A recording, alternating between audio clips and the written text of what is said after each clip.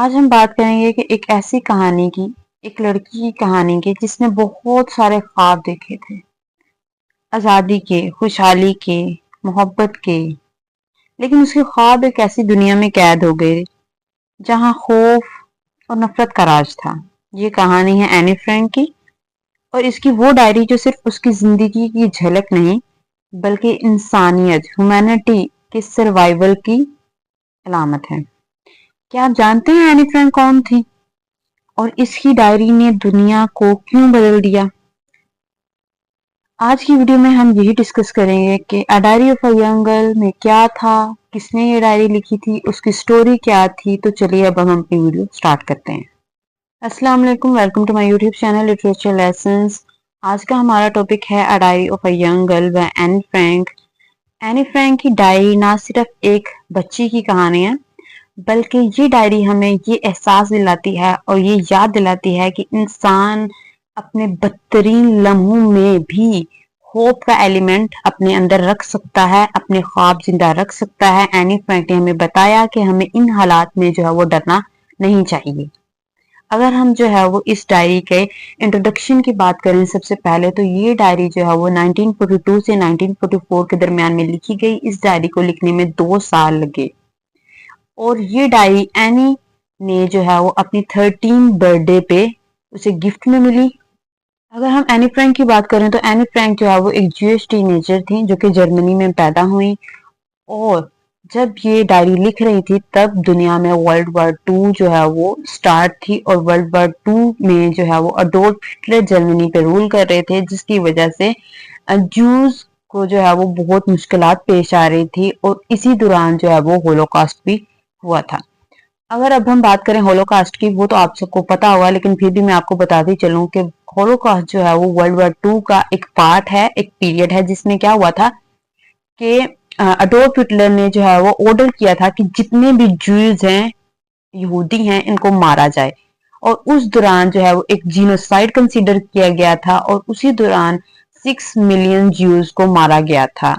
और Adolf Hitler ने जो है वो इसके पीछे की एक रीजन जो पता लगती है वो ये है कि अडोल्फ हिटलर का कहना था कि दुनिया में जितने भी प्रॉब्लम्स हो रहे हैं, जितने भी फसाद हो रहे हैं, चाहे वो पॉलिटिकल हो, रीजनल हो, रिलीजियन हो या कुछ भी हो या फाइनेंशियली हो, उसके पीछे कहीं ना कोई यहूदी होता है, जिसकी वजह से उन्होंने क्या कहा था कि ये जो है ज्यूज को मारना चाहिए। इसी वजह से होलोकास्ट जो है वो किया गया था और 6 मिलियन ज्यूज जो है वो इसमें मारे गए थे। और इसी दौरान की बात है, यही इनमें इन 6 मिलियन ज्यूज में ही एक एनी फ्रैंक भी थी।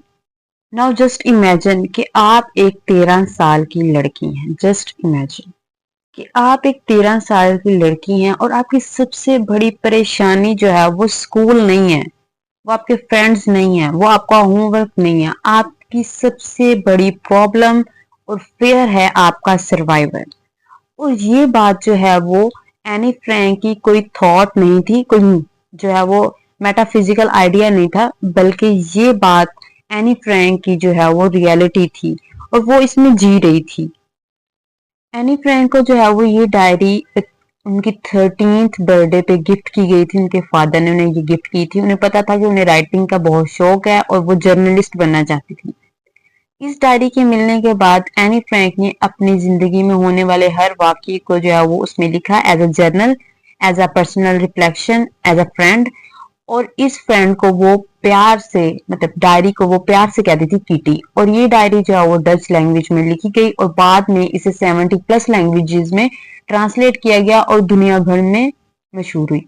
एनी फ्रैंक की जो अर्ली लाइफ थी वो तो बहुत अच्छी गुजर रही थी, लेकिन वक्त के साथ साथ जैसे जैसे प्रेशर जो है वो जूस पे बढ़ता गया, नाजीज का, तो एनी फ्रैंक और उसकी फैमिली को जर्मनी को छोड़ना पड़ा और वो नीदरलैंड और एम्स्टर्डम में आके रहने लग गए। लेकिन क्या कभी आपने ये सोचा है कि जब आप अपने वतन को, अपने घर को, अपने प्यारों को छोड़ते हैं तो आपके अंदर क्या फीलिंग्स होती हैं? उस जगह को छोड़ते हैं जहाँ पे जो है वो, जिस जगह पे आपको मोहब्बत होती है जिस जगह से। लेकिन ये फैसला जो है वो एनी फ्रैंक और उसकी फैमिली ने किया और वो जाके उन्होंने वहां पे रहना शुरू किया। अब देखें कि एनी फ्रैंक की मेंटालिटी पे जो है वो जंग के या वार के किस तरीके से इम्पैक्ट पड़े होंगे और वो एक छोटी सी बच्ची किस तरीके से सरवाइव करती होगी, किस तरीके से होप लेके आती होगी अपने अंदर कि वो इस वॉर में जो है वो सरवाइव कर जाएगी। उसके अंदर उसके बहुत सारे ड्रीम्स थे। वो मोमेंट क्या होगा जब आप मतलब जानते हैं कि आप कभी भी अपने घर वापस नहीं जा पाएंगे। ये वो सवाल था जिसका जवाब एनी फ्रैंक की डायरी में छुपा हुआ था। सबसे पहले डायरी में जो है वो एक डेट पुट की जाती है, 12 जून 1942। ये एक जो है वो आम दिन नहीं था, ये न्यू आगाज था, एक नई बिगनिंग थी। ये वो दिन था जब एनी फ्रैंक ने जो है वो अपनी डायरी को पहली बार खोला। उसने अपने दिल में एक फैसला किया कि वो अपनी हर बात जो है वो इस डायरी के साथ शेयर करेगी। अब आप देखें, ये उस लड़की के काम है जो दुनिया के सबसे बड़े खौफ का सामना कर रही थी, जो नाजी रजीम और जंग के जो है वो वार के हॉरर्स का सामना कर रही थी। उसने अपनी डायरी के जो है वो सफात को खोला और लिखना शुरू किया, अपनी कहानी बयान करनी शुरू की। अगर हम जो है वो इस डायरी की पहली लाइन की बात करें तो उसने डेयर किटी करके लिखा था, and I hope I will be able to confide everything to you as I have never been able to confide in anyone, and I hope you will be great support and comfort to me। मतलब यहाँ पे Anne Frank कहना चाह रही है, मुझे उम्मीद है कि मतलब मैं आपको सब कुछ बता सकूंगी, क्योंकि मैं पहले अपनी सारी बातें सबको नहीं बता सकी। और मुझे उम्मीद है कि आप मेरे लिए जो है वो एक बड़ा सहारा बनेंगे और एक कंफर्ट बनेंगी। अब जो है वो एनी का ये रोज का मामूल था कि वो अपनी डेट पुट करती और जो उस दिन में हुआ होता वो बयान कर देती। लेकिन अब अगर हम इस वीडियो में उन सबको डिस्कस करना चाहेंगे तो नहीं कर सकते, लेकिन एक शॉर्ट फॉर्म में मैं आपको बता देती हूँ कि कौन कौन से टॉपिक्स जो है वो डिस्कस करती थी। सबसे पहले बात करें तो वो अपनी फ्रेंडशिप बताती थी विद अदर्स गर्ल्स, सबके नाम नाम लेके बताती थी कि ये मेरे साथ कैसी रहती है, ये कैसी रहती है। अकेडमिक परफॉर्मेंस बताती थी कि मतलब मेरी अकेडमिक परफॉर्मेंस कैसी है। यहाँ पे एक बात आ जाती है कि जो जर्मन नाजीज के प्रेशर की वजह से ज्यूज के लिए जो हाई लेवल के स्कूल होते थे वो बंद थे, जिसकी वजह से वो एक लोकल स्कूल में पढ़ती थी और उसकी एकेडमिक परफॉर्मेंस जो है वो बहुत ज्यादा अच्छी नहीं थी, उसके बारे में भी बयान करती थी। एक टॉपिक तो होता था उसका क्रशेज इन बॉयज, और इस तरीके की जो इमेच्योर बातें थी, मतलब वो भी छोटी थी, उसे नहीं पता था, लेकिन जो है वो वार के हॉरर के साथ साथ वो इन चीजों को भी डिस्कस करती थी। Impact of war on their life and horrors of war. जब एनी फ्रैंक जो है वो जर्मनी से स्केप कर आई और नीदरलैंड में आकर रहना शुरू कर दिया, तो ये एक सीक्रेट एनेक्स में रहते थे अपनी फैमिली के साथ, और इनके साथ एक और फैमिली भी रहती थी। अगर हम पहले एनी फ्रैंक की फैमिली की बात करें तो सबसे पहले आते हैं ऑटो फ्रैंक। ऑटो फ्रैंक जो है वो एनी फ्रैंक के फादर थे, और एनी फ्रैंक की सबसे ज्यादा अपने फादर के साथ ही बनती थी। एडिथ फ्रैंक इनकी मदर। इनके मुताबिक इन्होंने अपनी डायरी में लिखा हुआ है कि इनके मदर के साथ बनती नहीं थी। इनकी मदर इन्हें जो है वो ज्यादा प्यार नहीं करती थी, इन्हें प्यार नहीं देती थी, इन्हें टाइम नहीं देती थी। नेक्स्ट है मार्गरेट फ्रैंक। जो मार्गरेट फ्रैंक है ये इनकी सिस्टर है, और इसको अपनी सिस्टर के बारे में भी कोई खास लगाव नहीं था, सिर्फ इनके फादर के साथ ही बनती थी। एक और फैमिली रहती थी इनके साथ, उनमें सबसे पहले थे mister Van Daan, missus Van Daan और उनका एक बेटा पीटर वैन डैन, और एक और आदमी जो इनका एक हेल्पर था और इनके साथ रहता था, और बाहर की जितनी भी न्यूज वो आया थी वो इन्हें लाके सीक्रेट एनेक्स में देता था। वो थे मिस्टर डस्टर, जो एक बेसमेंट में रह रहे थे इकट्ठे और छुपे हुए थे, और ये सब जो है वो ज्यूज थे और ये नाजीज से बचने की कोशिश कर रहे थे। एनी जो है वो इस सीक्रेट एनेक्स में रहते हुए उसने बहुत ज्यादा जो है वो कुछ फील किया। उसने अपनी डायरी जो है वो इसी दौरान में लिखी, जो जो वो फील करती थी वो अपनी इस डायरी में लिखती थी। हॉरर्स लिखती थी, किस तरीके से भाई डिस्ट्रक्शन हो रही है, लोगों को मारा जा रहा है। उसके अलावा उस जो सीक्रेट एनेक्स में बेसमेंट में लोग रहते थे उनके साथ जो उसका रिलेशनशिप था वो भी बताया गया है।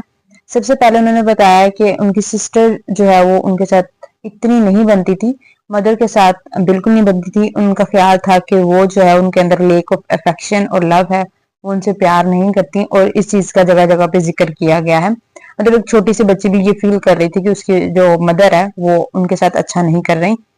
और उसके अलावा एक जो है वो उसका रिलेशनशिप था पीटर के साथ, मिस्टर वैंडन के बेटे के साथ, और उन्हें जो है वो ये जो फीलिंग्स थी ये चेंज हो गई लव में। लेकिन जब इसी बात का ऑटो फ्रैंक को पता चलता है तो उन्होंने कहा कि उन्हें ये चीज पसंद नहीं है, जिसकी वजह से उन्होंने अपनी फीलिंग जो है वो कम कर ली एनी फ्रैंक ने, और पीटर से बात वगैरह करना छोड़ दिया।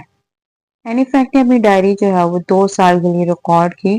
फिर एक दिन एक डेट पुट की जाती है, 1 अगस्त 1944। ये भी आम दिनों की तरह एक दिन ही था, एक खामोश सुबह थी, लेकिन किसी को नहीं पता था कि इस खामोश सुबह के पीछे एक तूफान छुपा हुआ है। एनी जो है वो बेसमेंट में अपनी डायरी के साथ मगन थी। उसने डेट पुट की और अब वो सोच रही थी कि वो क्या लिखेगी, लेकिन फिर दरवाजे पर एक दस्तक होती है। एक कदमों की आहट आती है, एक खौफ की गूंज आती है और फिर एक चीख जिसने उसे खामोश करवा दिया। और उसके बाद एनी की डायरी पे कभी कोई डेट पुट नहीं की गई। फ्रैंक फैमिली को जो है वो 4 अगस्त 1944 को अरेस्ट किया गया। एनी की जो डायरी थी वो एक साइलेंट एंड पे आके खत्म हो गई। ऑटो फ्रैंक जो है वो सिर्फ एक सोल सर्वाइवर थे जो इस सारी जंग में, इस सारी जदोजहद में बचे थे। और इन्होंने अपनी बेटी की डायरी जो है वो 1947 में पब्लिश करवाई थी डच लैंग्वेज में, लेकिन वो आज 70 प्लस लैंग्वेजेस में जो है वो ट्रांसलेट हो चुकी है। एनी फ्रैंक ने अपनी जिंदगी के आखिरी दिन एक ऐसी जगह पे गुजारे जहां ना कोई ख्वाबों की जगह थी, ना कोई आजादी का नामो निशान था।